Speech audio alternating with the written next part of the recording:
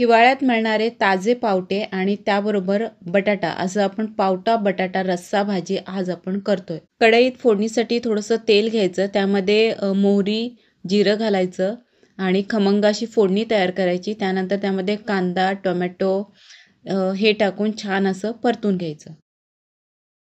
मग त्यामध्ये लाल मसाला घालायचा, हळद घालायची, गरम मसाला घालायचा आणि पुन्हा ते छान असं परतून घ्यायचं।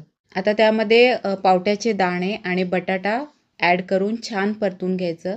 त्यात थोडंसं पाणी घालायचं, थोडं पाणी घातल्यानंतर थोडं मिक्स करून घ्यायचं सगळं आणि त्यामध्ये चवीनुसार मीठ घालायचं। आता गॅस थोडा फास्ट ठेवायचा आणि उकळी आल्यानंतर त्यावरती झाकण ठेवून गॅस स्लो ठेवायचा आणि स्लो गॅसवर ही रस्सा भाजी शिजवून घ्यायची। चपाती किंवा भाताबरोबर आपण हे खाऊ शकतो। अतिशय टेस्टी व सुंदर अशी ही उसळ तयार होते। पावटा बटाटा रस्सा भाजी पाहिल्याबद्दल थँक्यू। रेसिपी आवडली असेल तर प्लीज लाईक करा, कारण अशाच पटकन होणाऱ्या रेसिपी यापुढेही येत राहतील।